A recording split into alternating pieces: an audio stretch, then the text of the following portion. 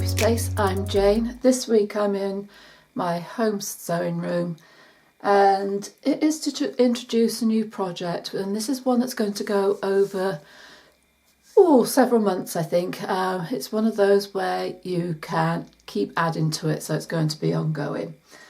If you've been following me on Facebook, you would have seen me speaking about this last week, and the inspiration for this has come from the embroidery class that I do in the community on a Tuesday.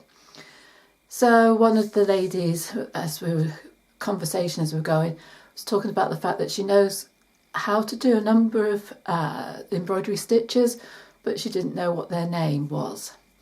And I just thought embroidery is probably not as common as it used to be, so I thought it might be a nice idea to do a sampler with them. I didn't want this to be a project that would take all their time, but it was a place where they can practice new stitches before working on the project that we're working on, and it's something that can be added to over time. So this is something I mentioned on my Facebook page, and there was some interest on there to follow that process. So the idea is that there will be some regular blog posts as well as the regular videos to go along with it. So I've started putting mine together this week. It's something that's going to go into the embroidery class on Tuesday. So I thought I'd show you the start of mine and some of the ideas that you can add to it as you go along.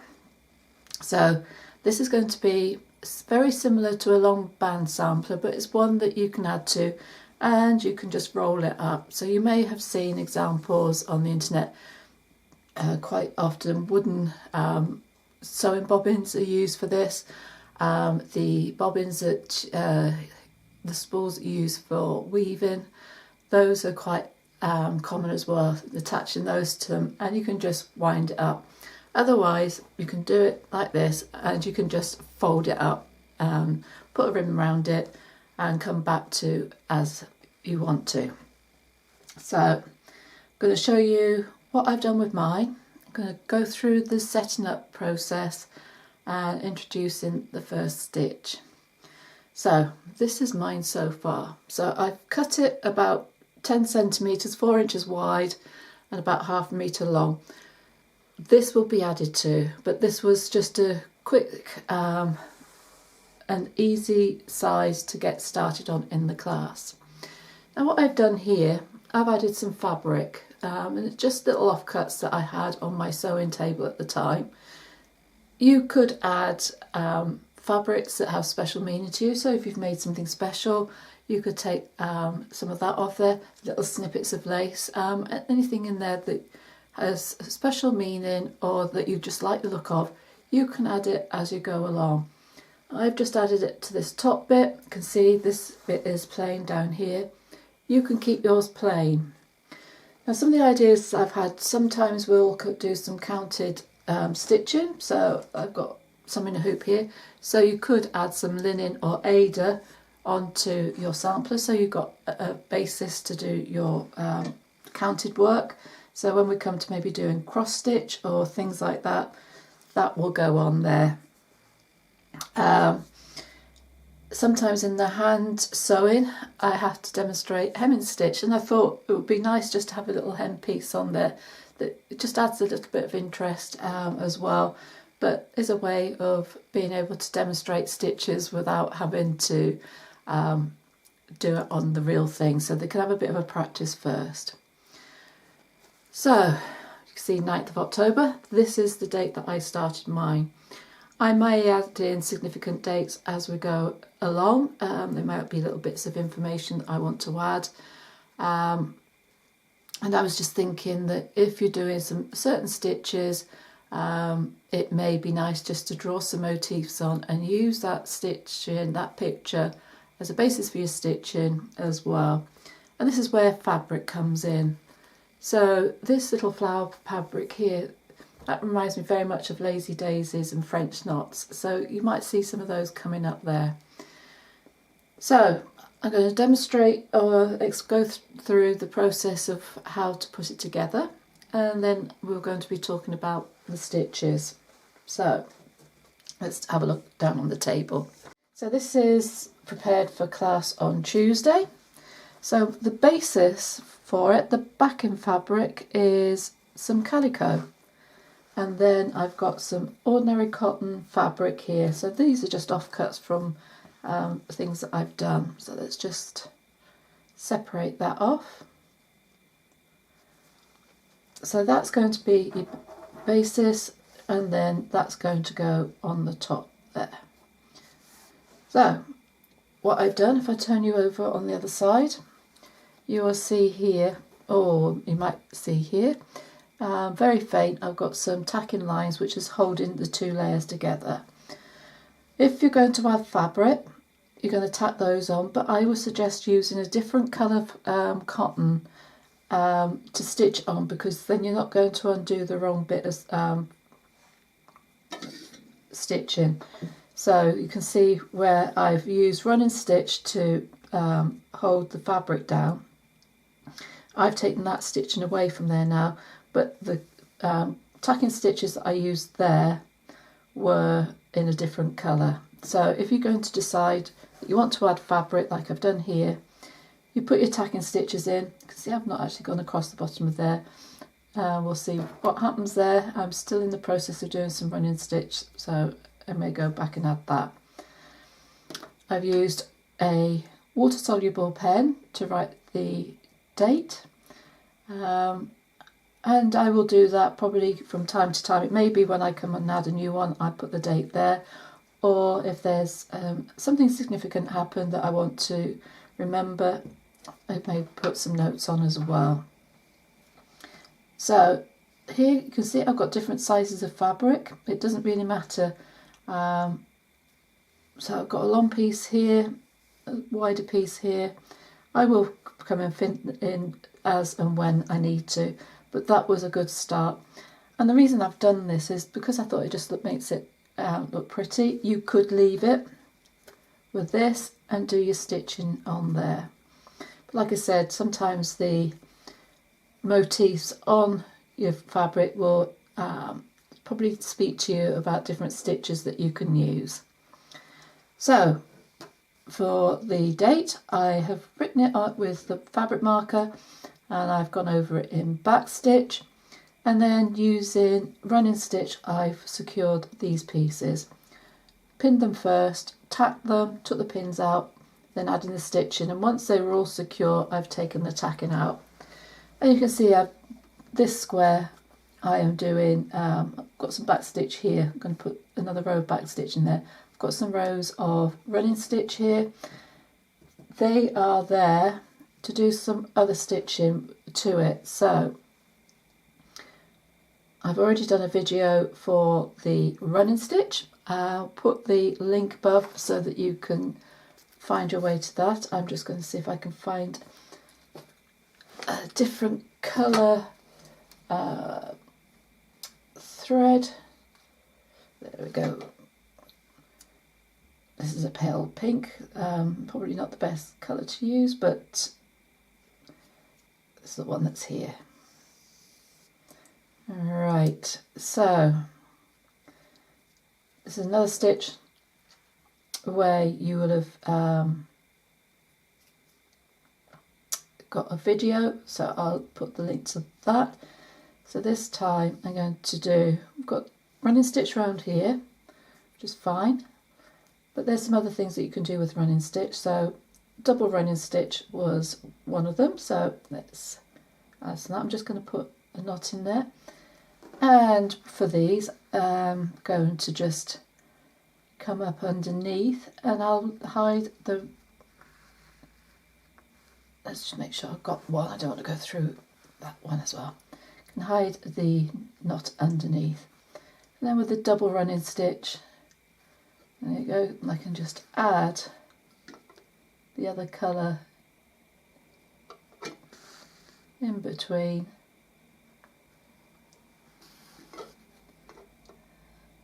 which can make an effective stitch on different things. So I just wanted to show that running stitch can be a bit more special, and it can be jazzed up a bit from what we imagine. So that's one row. I'm going to come back and do another row.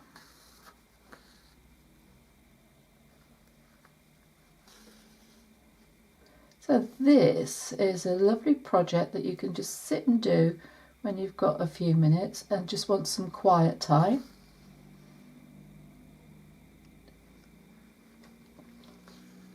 Or it can become a project in itself. If you have a look over at the internet, you'll see some where you've had autumn themes, different sort of use fabrics to tell a story with some embroidery stitches added. For me, this was all about being a sampler, sampling stitches. Okay, so another way that you can use running stitch is if you've got 2 rows of running stitch. I'm just going to bring my thread up there, and you can actually weave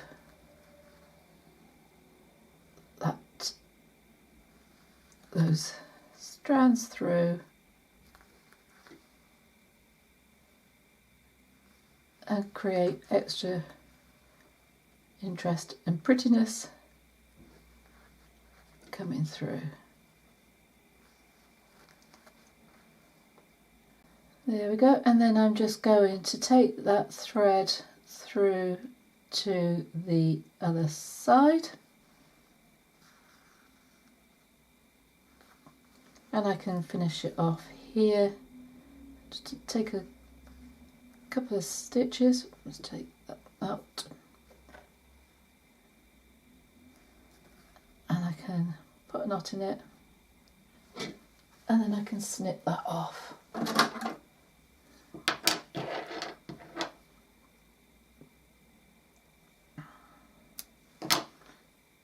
There we go. So one stitch I do have to finish off here is a line of back stitching, and I had some purple thread here. There we go. So I can finish that off. So the stitching that you're going to do, you're going to be using 2 threads of stranded cotton. You might use cotton of brodo.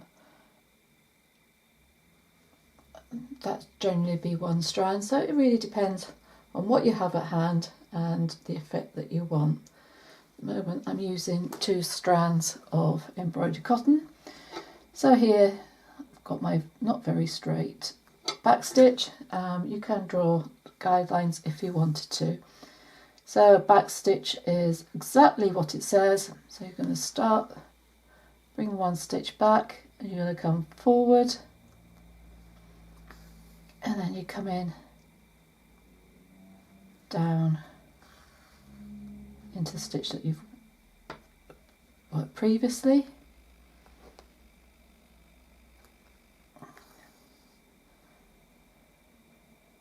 So used decoratively. This is usually done for lettering. We tend to do more back stitch.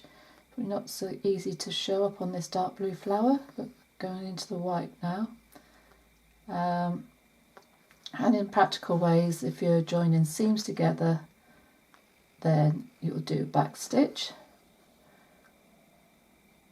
And if it's for seams, you want to do them quite small so that they're secure and give strength to that seam. There we go. So you can see you're going up in front of the stitch and then coming down where you came up the previous stitch. So if you're left-handed or right-handed, it doesn't matter which way you go. You can, generally if we're right-handed, we go from right to left. Otherwise, if you're left-handed, you come the other way. But the idea is that you are going back on your stitch, starting in front and coming back.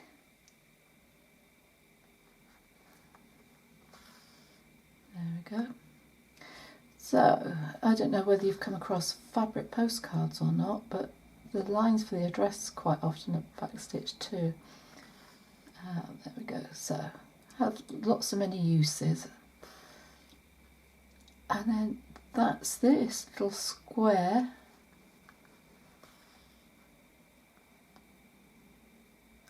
finished. So you might see me add some more of these stitches as I do the classes.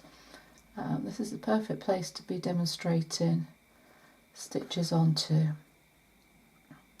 So, did see a lovely technique the other day of a whipped back stitch as well, so might draw a motif and share that with you.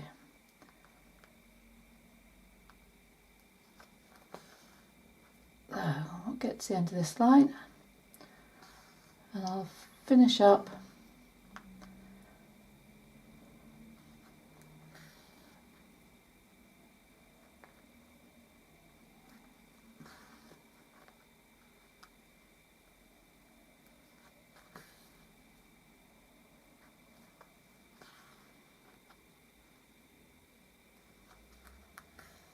there we go. What is quite nice with this is you don't have to worry too much about your colour planning unless you really wanted to. Just using what comes to hand. There we go. And I can just cut that off there. I'm going to put my needle in there for safekeeping. So once you're done, you can just roll it up if you wanted to. You could roll it so that the pretty side's on the outside. Obviously, the more you're going to do, the thicker it's going to come. So what I would probably do actually is I'm going to find a ribbon I'm going to put on that way, and when I roll it up,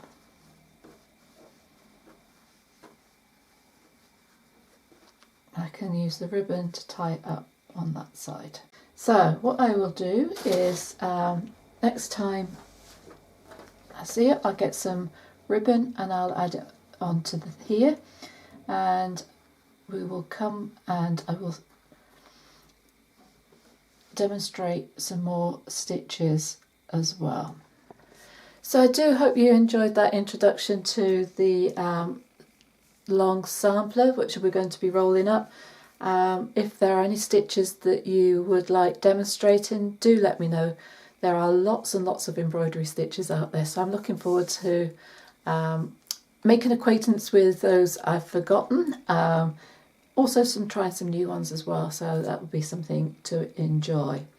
If you've got any suggestions, I'd love to hear them, so please don't hesitate to get in touch. Don't forget to subscribe to my channel, hit that bell below and you'll get notifications when new content is added. And I shall see you again very soon. But for now, do take care.